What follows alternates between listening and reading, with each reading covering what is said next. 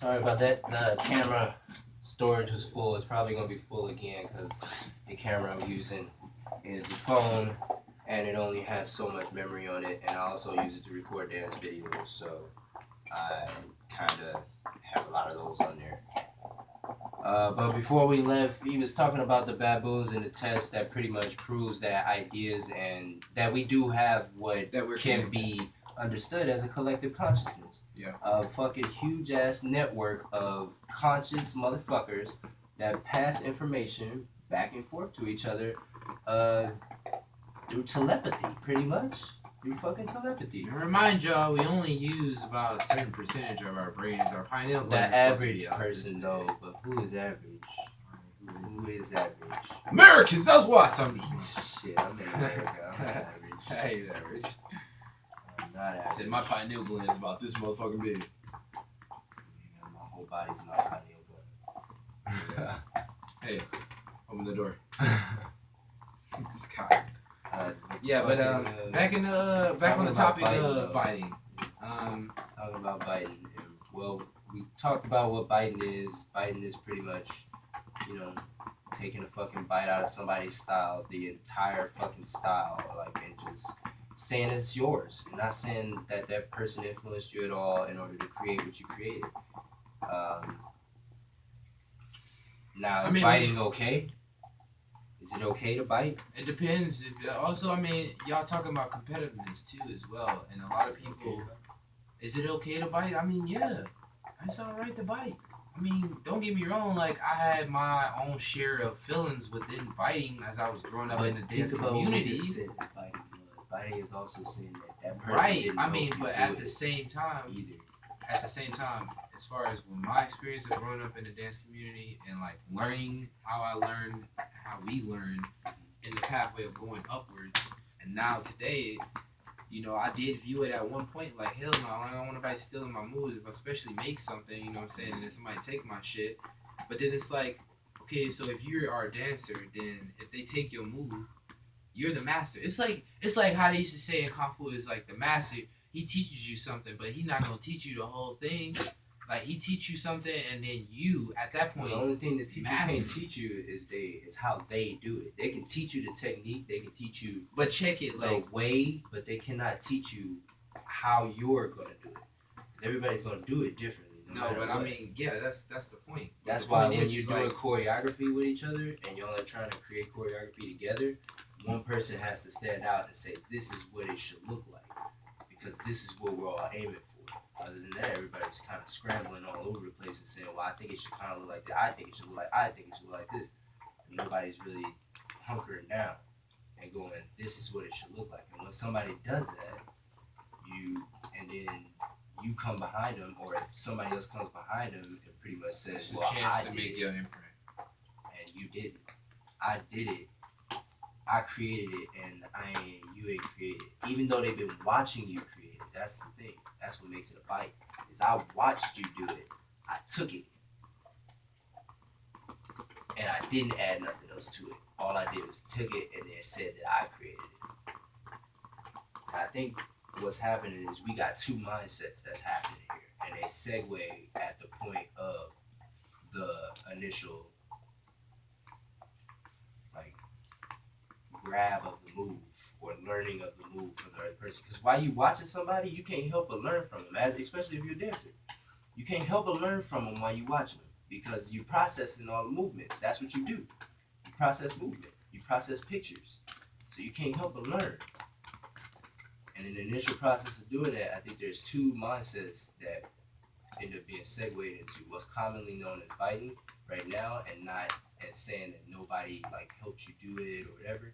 That's and there's biting. The other way. Like if you biting is just being disrespectful. Like the other way is I said there were two ways. The one way that it segues off into is that, and then the other way it segues off into is the humble way, the way that we're talking about now. Consider biting. That we should coin a phrase for it. Why not call it nibbling? Nibbling. Take a nibble here and take a nibble there. But if people understand, like as far as in the dance community and the purpose of dancing, the reason why we've been dancing for centuries is it's been constructed into like it's a competitiveness. It's competitive. How good can I do it better than you? And when people feel like how good can I do it better than you, then people start to have these certain feelings of jealousy or like why that's jealousy. Like why are you mad at somebody biting your moves? First of all, like and even if they are, you're there. Your purpose, if you're a dancer, your purpose is to inspire more people to dance. It's a movement. It's a body human. We're spiritual beings having a human experience, and as us being spiritual beings having this human experience, we have a body that can move, and we don't understand. A lot of people don't understand movement. So, as a dancer, as a creator, you're a person. Your job is to inspire people. To even if they bite you, is to inspire. But it's how good can you do it? And even if they do bite it, it's like, oh yeah, y'all playing around. He like, oh yeah, you remember this? You did this? He's like, oh okay, you remember that? Can you do that? It's a level, but it's the sharing aspect of, yeah, this nigga just cracked down one half. Look at that. Look at that bone. Yeah, but I feel like if you're talking about it in a sharing way, that means that you're not talking about, you're giving credit to the person that helped you learn it. When you copy a lay twin and then you don't give the credit to the lay twin and say, yeah, I learned, I taught myself, but I learned what I know from them. Then you're not biting. You're officially not biting. Right. And you're nibbling. You're not taking their style and claiming it as your own. You're giving up the props to who you got it from. Because it's not uncommon in the dance community, right, that moves are passed down from person to person. But like tutting, for instance, everybody's tutting now. But the thing is, with these tuts that's going around, people are learning from people and not saying that they learn it from people. See, people are grabbing concepts off the internet, grabbing ideas off the internet, and then not learning, and then not, because the movement, yes, is an expression of us as creators, but it's also encapsulation of our history. When you dance, you're telling stories, and people are going to be like, well, where did you get those moves from? How did you come up with those moves? And when you tell them I came up with them, like you tell them like you had no outside input, it doesn't, it paints you in a different light, and it basically waters down the history. The history just basically, you just washed it away.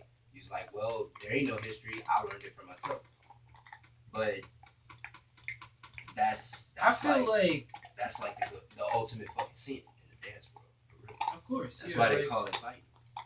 Right, but because it's like this trend, how people starting to call it, this trend, how people starting to call it, as far as like the biting aspect, everybody is making it like one of those verbal things to say now in the dance community. It's like once they see you do one thing, like it don't even matter if it's for a split second, they'll call you and say you're biting. It's like, well, how is that biting? For instance, like they use it freely and not as in the point of this person actually like.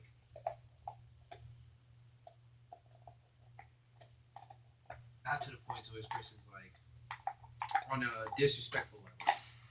Like, nigga, I came up. I don't know, man. It's just too much when it comes to that word, man. It's not too much. It's just nibbling is better. To be talked about, that's all. Yeah. It needs to be said. It needs to be put out there. It's not too much. You do know.